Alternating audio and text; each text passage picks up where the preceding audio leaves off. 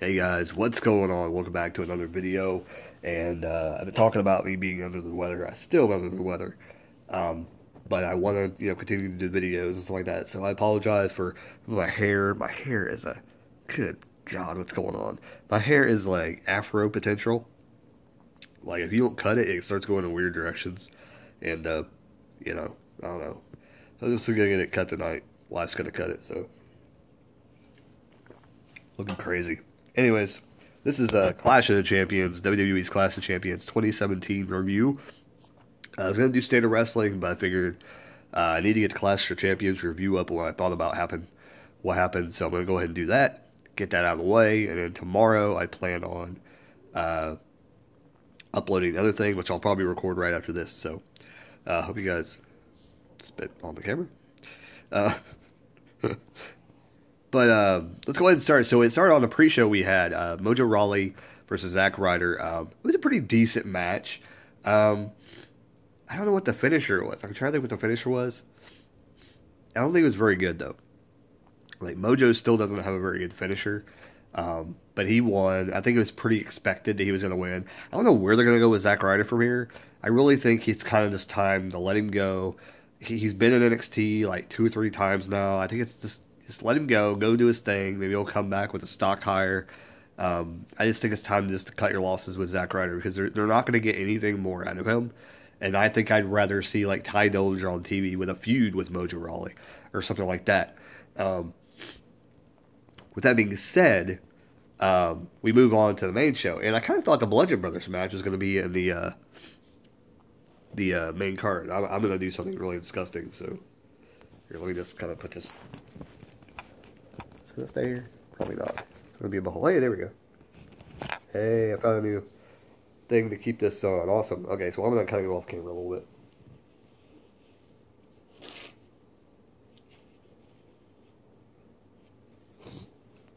Sorry about that. Of course, I did say I am sick, so that's going to happen during these videos recently. So hopefully I get over this within the next couple days. Anyways, we get to the main card. It was the U.S. title match to open things off. Baron Corbin and Bobby Roode and Dolph Ziggler. It was a pretty good match. It was actually a really good match. One that kind of got the show off to a bang. And like I said, the Mojo Zack Ryder match wasn't really that bad either. And it went. I mean, it went good, like 3-4 minutes. I think the Mojo Zack match did. And it was pretty good. Not Sam was on the pre-show panel, so that got me a little excited. Tonga was there. Why is Tonga still with the company? I just don't understand this. I don't know what they're going to do with him. I think they should just give him a show on the network or something and do that. Have him do something on the network. Because I don't think there's really no need to have him on TV, to be honest. They just, I don't know. I think eventually Booker T will probably go away. No, Tonga will have to go back to Raw, but you know that'll happen because Booker T's got like wrestling school and stuff, and I'm sure he'll want to go back to that. But anyway, the U.S. title match happened. Really, really cool. The ending spot saw Baron Corbin go for End of Days, and right when he went to go for End of Days, Dolph Ziggler jumped on his back and did the zigzag. Really awesome. I didn't see it coming. I don't think anybody's seen Dolph Ziggler coming, but becoming the U.S. champion. Now, I'm not going to talk about SmackDown. That's going to be on State of Wrestling. So if you want to get my thoughts on that, you have to check out that video because some interesting developments happened on SmackDown. But with the match, I was on somebody's Twitter the night of the pay-per-view, and I was like trying not to get any spoilers, trying not to watch anything. So when I got home, I could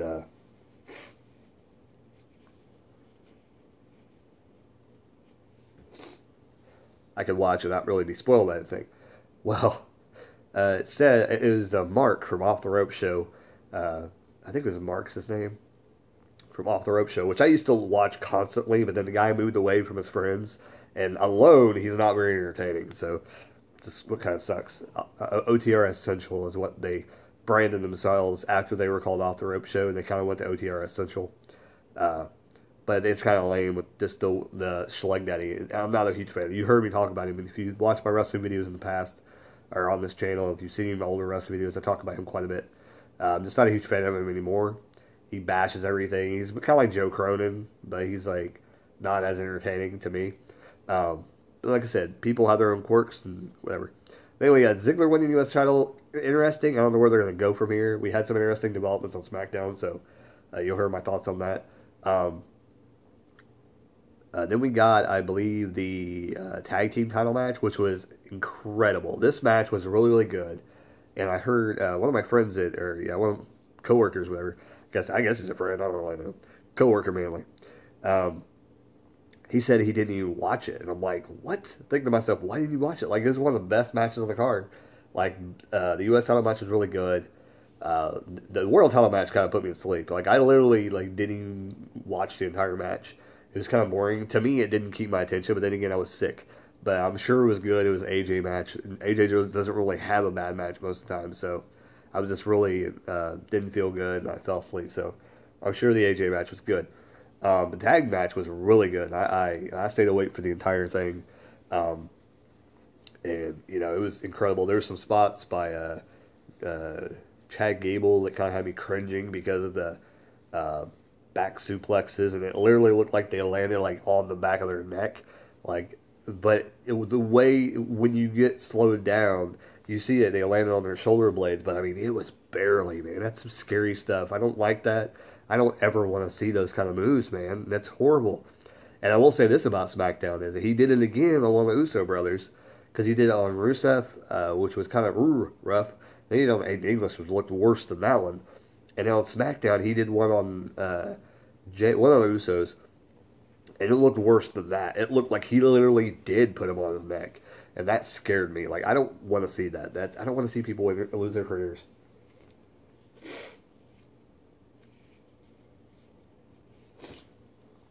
This is actually good though. That I'm blowing my nose because stuff is actually coming out. So I know people were like, "I don't want to see or hear that." What do you think? You don't want to.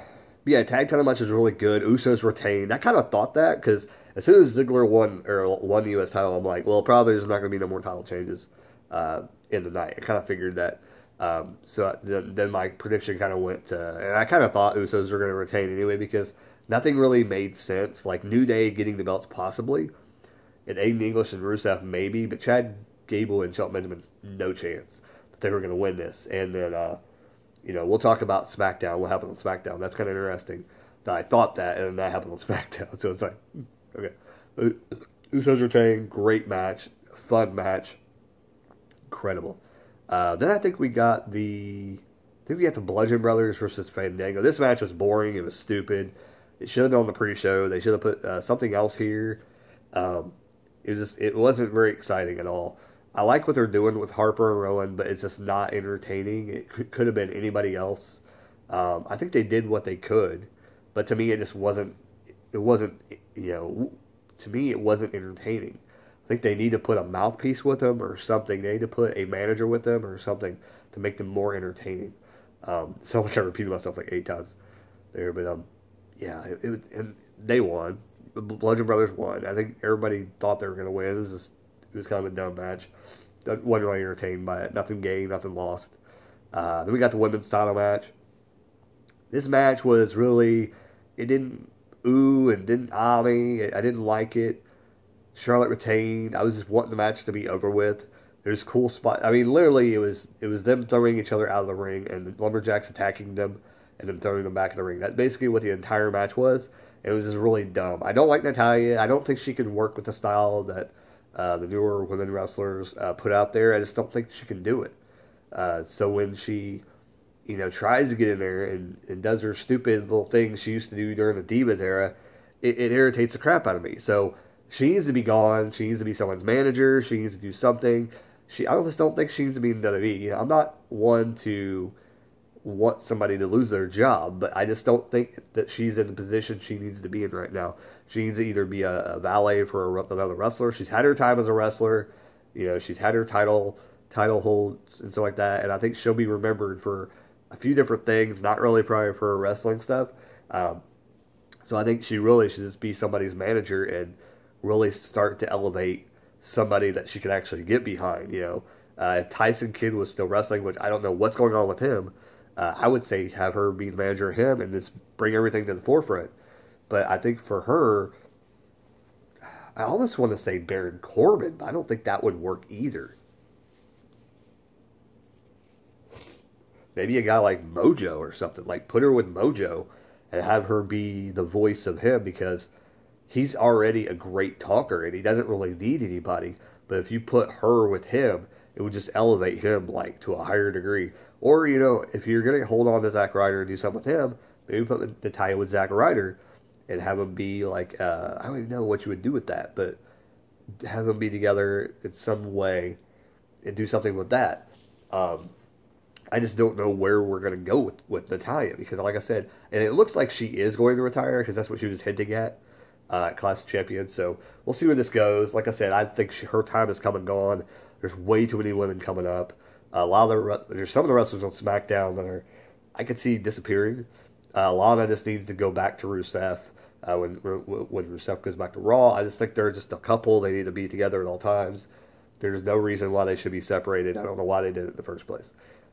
They're kind of like Jimmy Hart and all his tag teams back in the 90s and late 80s.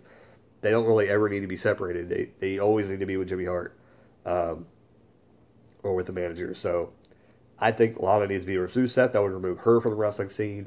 Tamina, I don't know what Tamina can do, but I just really think she should be like a bodyguard or something of maybe Carmella or something like that. Since Ellsworth's gone, she could be Carmella's bodyguard or something. That would get her off the wrestling. So then you open up more spots because as cool as she is being a bigger woman, and Nia Jax, she's great. She could hang with other women. She could do the stuff. But when Tamina is botching moves left or to right, and I know she's like a third generation, I know she's a second generation superstar, but she just cannot, that Snuka style is not translating through her. So I don't know. Like, she needs to either go back to NXT, which I would love to see Tamina back in NXT, and to see her kind of retrain herself in the new style that's coming up, and maybe have her come back through, because I think that would do wonders for her. Especially if you kind of put her back there and have her do a feud with, like, who's it, like Peyton Royce and I can't think what their name is, the duo. That was called the duo. Anyways, the women's match, horrible match. I didn't really like the match. I didn't think it was that good at all. It's probably, besides the Bludgeon Brothers, it was probably the second worst match of the card, I thought. Yeah. The tag team match was really fun. We got the Sami Zayn and Kevin Owens taking on Shinsuke Nakamura and Randy Orton. This is a really, really fun match. Went back and forth. You seen Daniel Bryan and Shane. You didn't know where this was going to go. I think everybody was kind of up in the air. Where was this going to go? Where were they going to take this? And before I finish the review on this one, I want to end on this match. So let's talk about AJ and Jinder. They fought a hard match. They fought a hard-hitting match. And there were some spots in there that made you go, oh, when AJ hit. Things that you would make you think he was injured. So they sold the point. And this is what I like about SmackDown with Jinder Mahal, is they have built this character that you kind of tell the story that at any time this guy is able to take that championship. And that's what I like what they've done with that character. So it's interesting that they built him that way, so that it's kind of like if you make a mistake, Jinder will capitalize on it. So you have to be on your best, your A game, when you're in the ring with Jinder, and that's what I like about that. You see it with Nakamura, Randy Orton, and you see it with AJ Styles, that if he makes a mistake, Jinder will capitalize on it. So they kind of built that character up, and I like that. But like I said, there were some cool spots in here. But at the end, AJ retained. Really good match. Like I said, I fell asleep during it. But from what I've seen, it was a pretty decent match.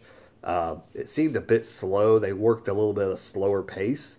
But I think it probably picked up at the end. That's kind of what AJ has been doing lately in his WWE style matches, is that they'll start with a slow pace, build up, and then they'll kind of get faster at the end.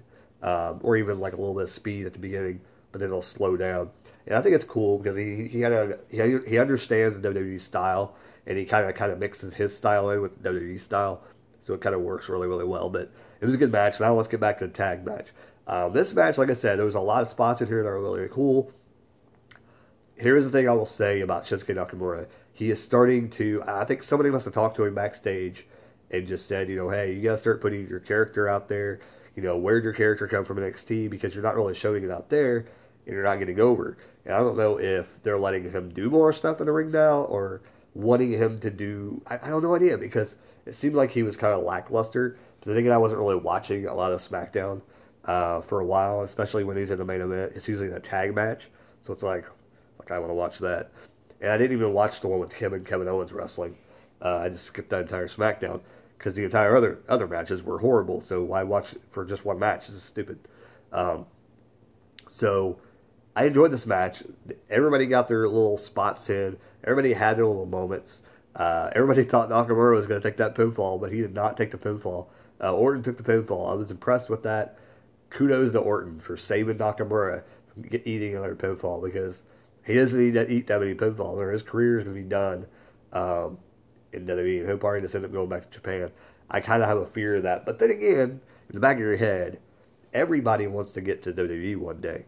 And him and Asuka have finally made it to the WWE. So even Hideo Itami, they've made it to WWE. That's where all the eyes are on that product all around the world. So it takes a lot to want to leave that company, I think. I think it takes a really, really bad taste in your mouth to really want to leave the company. So, but Shinsuke could have that, because he could be big in Japan.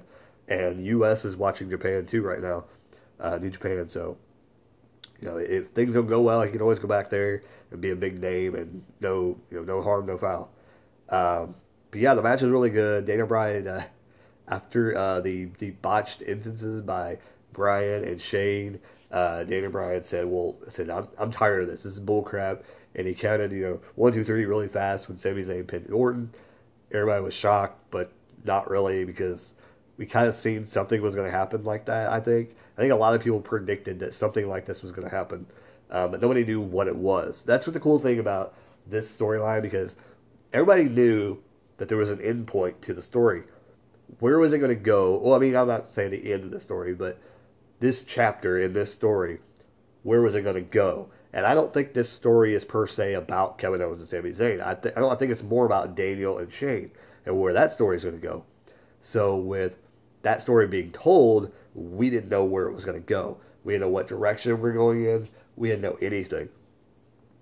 So when we finally got the ending, I think we were satisfied. Like a lot of people were satisfied with it. And if you're not, you're just complaining about anything anyway. So there you go. That's my review. Hope you guys Clash of Champions. All in all, I thought it was a pretty decent average pay-per-view for, there has been some solid pay-per-views this year. I honestly think in the past 5 years, this has been a pretty decent year for WWE pay-per-views. If you go back and compare it to past years in WWE, this has been a pretty good year. Last year was pretty good, but still had some crappy pay-per-views. This year is pretty solid, where every pay-per-view you could probably name off 3 or 4 matches that are pretty good. And I mean, I know like in years past, you'd be able to name off like maybe 2. So they're getting to the point to where they're putting on decent matches, and I think this year is a perfect example of what they need to do consistently in years to come. So we'll see what happens. Clash of Champions 2017, I think, was a success. It was awesome. It was incredible. It wasn't like the most mind-blowing pay-per-view of all time, but it was interesting. It was up there as average. It won't be looked at as like, God, that was a trash pay-per-view. There are some of those. And I don't know if have we had any trash pay-per-views this year? I think we had one. I think we had one trash pay-per-view. I can't remember which one it was. I thought we had one. Maybe somebody will clue me in on which one that is down below. If you watch the video, let me know which one was bad this year, because I know there was one that was like pretty bad this year. But anyway, like, comment, subscribe, all that good stuff. Hope you guys enjoyed the video. And Clash of Champions 2017, State of Wrestling, we'll record that here in a moment. And I feel like crap, so I'm going to go die here in a few minutes. Okay, keep rocking and keep on watching wrestling. And make sure you check out Clash of Champions 2017. Leave your thoughts down below. Later, dudes.